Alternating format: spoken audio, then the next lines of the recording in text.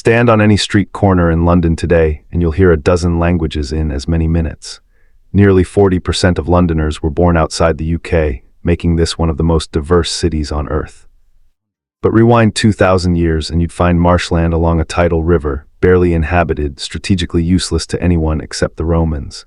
What happened in between? Invasion, fire, plague, revolution. A small trading post that became the heart of an empire, a city burned to ash and rebuilt from stone. Through conquest and catastrophe, London kept growing, kept adapting, kept pulling people in from everywhere. For centuries, we've had to imagine what those earlier versions of London actually looked like. Artist sketches, faded engravings, descriptions in old journals. But now, using AI trained on historical imagery, we can take those original drawings and paintings and see them as they might have appeared in real life. The cobblestones, the crowds, the smoke rising from medieval chimneys. You're about to witness almost 2,000 years of history in one video. Sit back and relax as we journey through the incredible history of the capital of the United Kingdom, London. Let's go back to where it all began. Music, the Romans, the year is 43 AD. 4 Roman legions have just landed on the Kent coast and they're pushing inland. They need a place to cross the Thames. Somewhere they can build a bridge and establish supply lines back to the continent. They find it here at the river's lowest crossing point before it widens into an estuary. Within a decade, Londinium is bustling. Merchants from Gaul, soldiers from Syria, traders from North Africa. The Romans build their bridge exactly where London Bridge stands today. Around it, a port town springs up almost overnight, but 17 years after its founding, disaster strikes. Queen Boudicca of the Seine tribe has had enough of Roman occupation. Her army marches on Londinium and burns it to the ground. Archaeological digs have found a layer of red ash beneath the modern city, evidence of that destruction. The Romans rebuild bigger than before. They construct a massive wall around the city, parts of which still stand 2,000 years later. At its peak, Londinium is home to maybe 60,000 people, the largest city in Britannia. Amphitheaters, baths, forums. This isn't some frontier outpost anymore. It's a proper Roman city. Then by around 410 AD, Rome itself is crumbling. Barbarian tribes are hammering the empire from all sides, and Britain is too far away, too expensive to defend. Emperor Honorius sends word. You're on your own, the legions pull out. Without Rome, Londinium's entire economy collapses. The trade networks that brought wine from Gaul and olive oil from Spain simply stop. Roman currency becomes worthless. The merchants leave, the officials leave, the skilled craftsmen leave. Within a generation, a city of perhaps 50,000 people dwindles to a few hundred squatters living in the ruins. For the next 2 centuries, the grand buildings slowly fall apart. Roofs cave in, walls crumble, weeds push through mosaic floors, but the Thames keeps flowing. And rivers have a way of attracting new people with new ideas about what a city should be. Music, the Saxons who settle in Britain after the Romans leave don't particularly like cities. They're farmers, village people. They actually avoid the old Roman city, seeing it as haunted, cursed. One Saxon poet calls the ruins the work of giants. They can't imagine how mere humans could have built such massive structures. Instead, around the 670s, they build a new settlement about a mile west of the Roman walls. They call it Londonvik, London trading town. This is where modern Covent Garden and the Strand are today. If you're watching a performance at the Royal Opera House, you're sitting directly above Saxon London. By the early 700s, goods are flowing in from all over. Amber from the Baltic, millstones and wine jars from the Rhineland, pottery and metal work from France and Germany. At its peak, Londonvik might have 8,000 people living there. Not huge by Roman standards, but thriving. But then the Vikings arrive. Starting in the late 8th century, Norse raiders keep hitting the settlement. These aren't just raids anymore. They're coming up the Thames in force. In 842, they sack Londonvik completely. In 851, they do it again. King Alfred the Great finally has enough. In 886, he retakes London from the Danes and does something clever. He abandons Londonvik and moves everyone back inside the old Roman walled city, which is much easier to defend. He repairs the ancient walls, recuts the defensive ditches. The city is now called Londenburg, London Fortress. Londonvik is left empty, gradually earning a new name, Elvik, the old settlement. That name survives today as Old Witch, the curved street in central London. Over the next century and a half, the city changes hands multiple times between Saxon and Danish rulers. In 1016, King Canute, yes, the one from the legend about commanding the tide, makes London his capital. When Edward the Confessor becomes king in 1042, he builds Westminster Abbey just west of the city. That decision will shape London's geography forever. The city for commerce, Westminster for power. Edward the Confessor dies childless in January 1066, and England tears itself apart over who should rule next. Harold Godwinson is crowned king, but across the Channel, William, Duke of Normandy, claims Edward promised him the throne. In September, Harold has to march north to fight off a Norwegian invasion. He wins, but he's barely caught his breath when news arrives. William has landed on the south coast with 7,000 Norman soldiers. Harold rushes his exhausted army south and meets William at Hastings on October 14th. By nightfall, Harold is dead and William has won England. On Christmas Day 1066, he's crowned King of England at Westminster Abbey. The Anglo-Saxon era is over. The Normans have arrived and they're going to rebuild England in their own image, starting with London. Music, medieval London. Applause. William doesn't entirely trust London's population. They supported Harold after all, so he builds not one but 3 fortresses to keep them in line. The biggest becomes the Tower of London, which starts as a symbol of oppression and will remain a symbol of royal power for the next 1,000 years. The White Tower at Central Keep is a statement in stone. 90 ft high, walls 12 ft thick in places. It dominates the skyline, a constant reminder of who's in charge. Now medieval London is cramped, chaotic, and increasingly wealthy. By 1100, maybe 15,000 people live here. The city's merchants form guilds that control trades. Goldsmiths, fishmongers, drapers, mercers.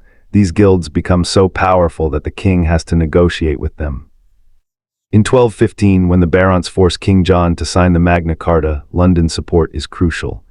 The city extracts its own concessions, the right to elect its own mayor, freedom from arbitrary taxes. London Bridge, rebuilt in stone between 1176 and 1209, becomes a city unto itself.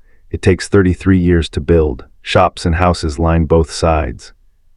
The bridge has a chapel, a drawbridge, even heads of traitors displayed on spikes as a warning. For over 600 years, it's the only bridge across the Thames in London. Then in 1348, ships arrive at London's docks carrying rats, and on those rats fleas, and in those fleas Yinia pestis, the Black Death. Within 2 years, somewhere between a third and half of London's population is dead. The city that had grown to maybe 80,000 people is suddenly half empty. Entire streets are abandoned. Bodies pile up faster than they can be buried. Mass graves are dug in fields outside the city walls. The city recovers slowly. By the late 14th century, London is growing again, but tensions are rising too. In 1381, peasants and workers march on London, demanding an end to serfdom and unfair taxes. What? Tyler leads them. They storm the Tower, execute the Archbishop of Canterbury, burn the palace of John of Gaunt. The teenage king, Richard II, meets with them, makes promises. The peasants' revolt is ultimately crushed. Tyler is killed, the leaders hunted down and executed, but it terrifies the ruling class. The common people of London have discovered their power and they won't forget it. Music, Tudor and Stuart era. By 1500, London's population has rebounded to about 50,000. Then something remarkable happens. It explodes. By 1600, it's 200,000. By 1650, it's nearly 400,000.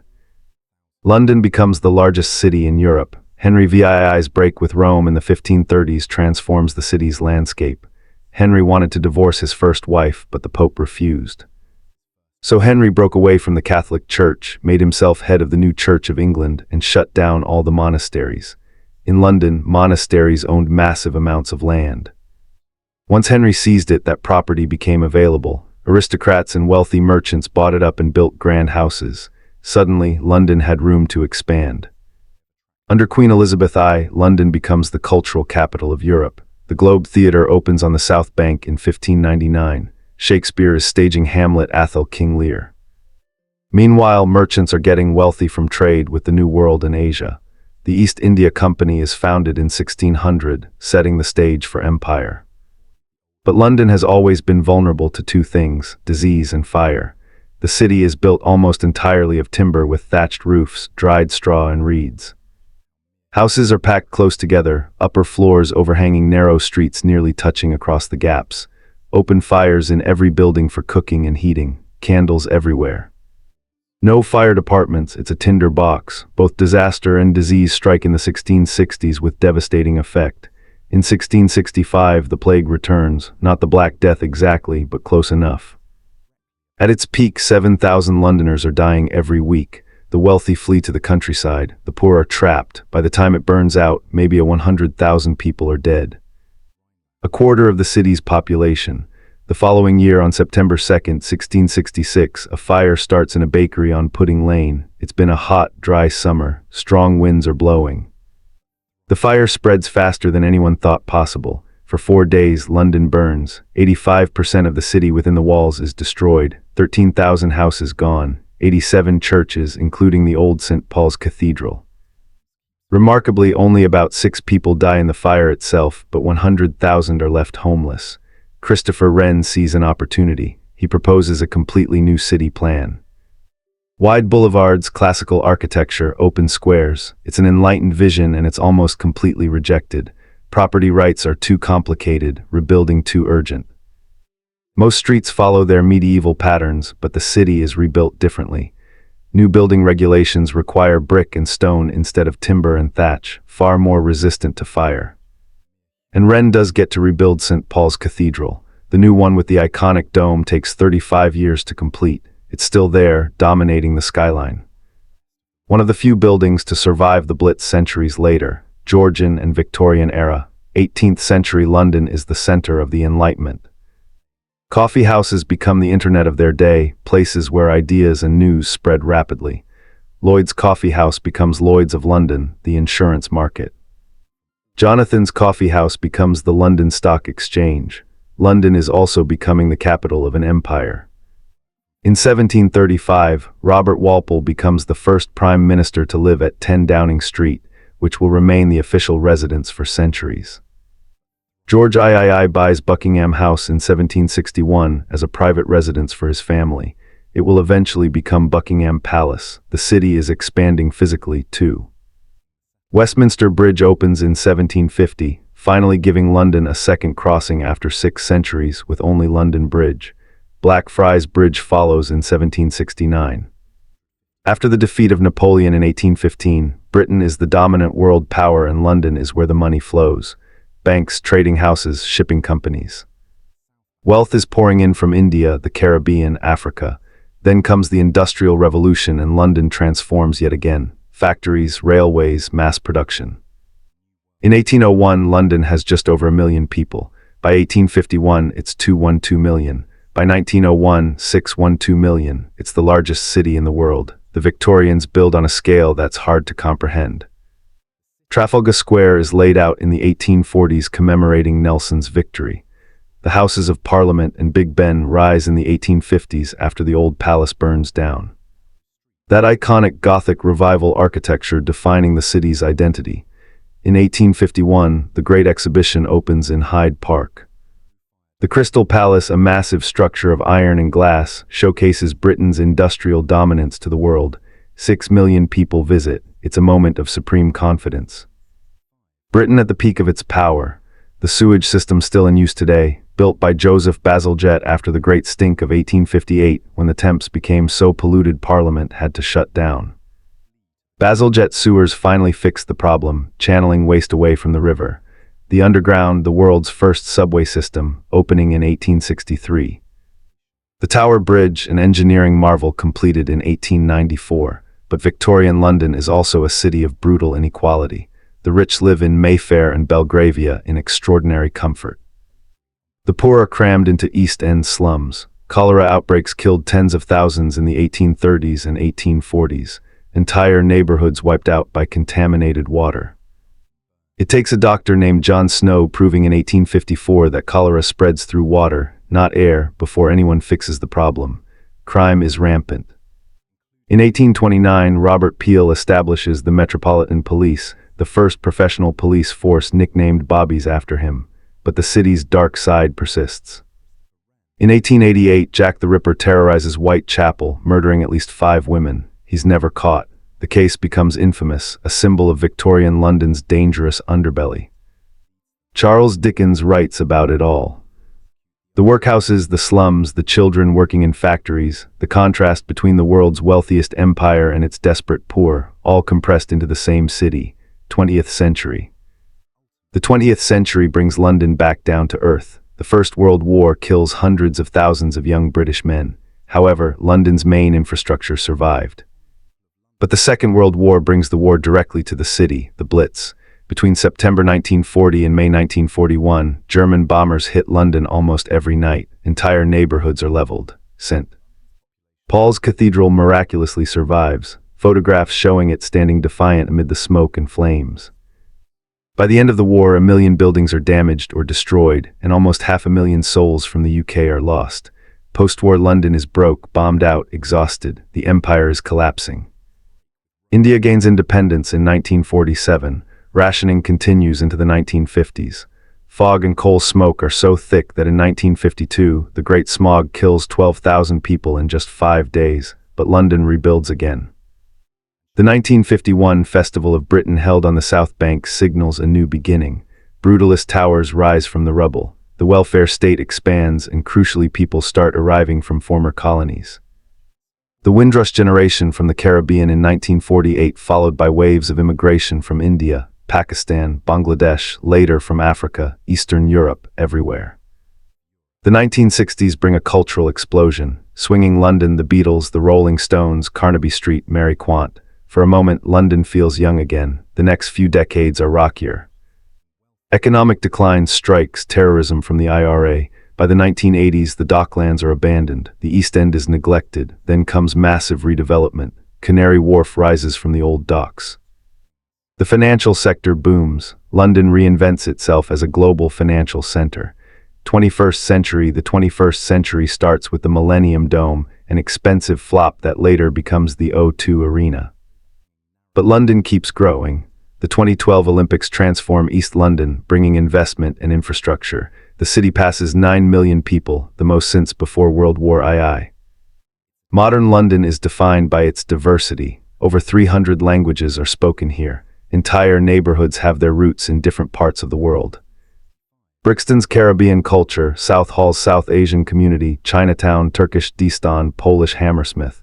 You can eat food from any country, hear music from any tradition. Find a community from anywhere. The skyline keeps changing. The Shard, the Gherkin, the Walkie-Talkie building. Traditional architecture sits alongside glass and steel towers. It's controversial, constantly debated, but it's happening. London has survived Roman withdrawal, Viking raids, the Black Death, the Great Fire, the Blitz. Each time it rebuilds, each time it adapts, each time it pulls in new people with new ideas. That's what makes London London. It's messy, crowded, expensive, complicated, and it's been that way for 2,000 years. Thanks for watching. Creating videos like this takes an enormous amount of research and time. It's mainly a passion project for me, piecing together thousands of years of history into one story. If you enjoyed this journey through London's evolution from Roman marshland to global metropolis, I'd really appreciate it if you'd hit the like button and subscribe for more deep dives into history. And let me know in the comments what city would you like to see next. As always, we'll see you in the past.